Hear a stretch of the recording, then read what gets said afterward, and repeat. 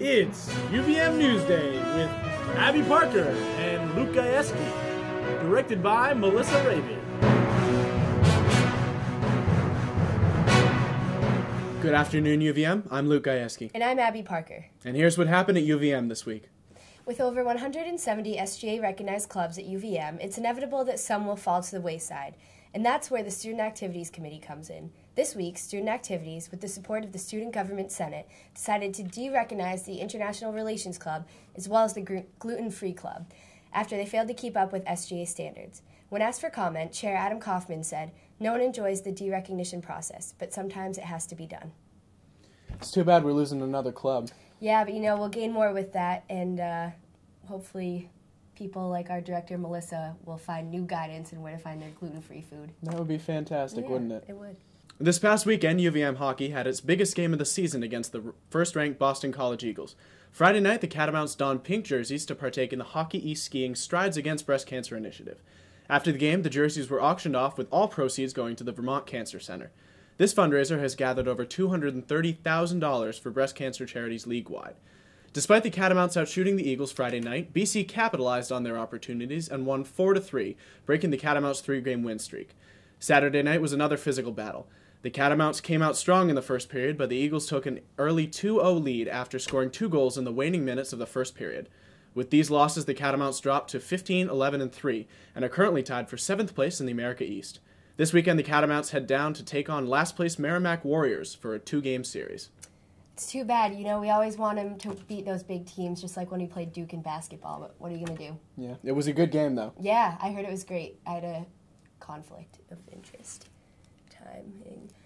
Speaking of hockey, the athletic department is trying something new when it comes to student attendance at hockey games. A common problem that's been happening at Gutterson is not only the lack of students' attendance at hockey games despite selling out tickets, but when students do show up, they're showing up halfway through the game. To try and combat this, there will now be a standby line at hockey games for people who didn't get tickets and will now be able to fill seats. Seems like a win-win for everyone. It does, and I think that's the problem with selling tickets for free. People just don't really appreciate the value, but we have a great hockey team, and hopefully this will help show more support. I can see that. I hope this works out for us.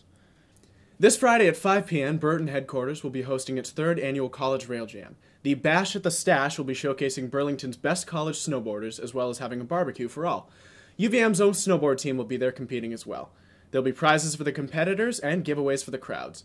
So, come out and watch some of UVM's finest compete to be crowned Burlington's best by Burton. As a former member of the snowboard team, I'm looking forward to see all of them do great, and I know they'll succeed, and I think it's awesome that Burton is putting something on for us, the little guys. Yeah, Burton puts on really good events, too. Yeah, so look out for people that almost made the cut for Sochi, but didn't quite. Almost.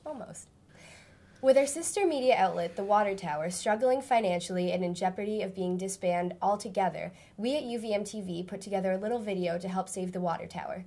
Take a look. The Water Tower is UVM's only alternative news mag, and it's a chance for anybody to write about whatever they want if they think it's interesting, and turn that into 700 words and get it published for everyone to read. And a lot of important stuff gets published in that format, and we want that to be something that keeps going. I mean, this is like my thing on campus, so it's as if, someone on the ski team was shutting down. Any club that gets shut down is kind of close to my heart, and it's kind of like what I have to go to aside from school, so it's sad if we get shut down. Support alternative journalism on campus, it's kind of a big deal. We also have chocolate for Valentine's Day. Well, that's all we have for you this week. Have a great weekend, UVM.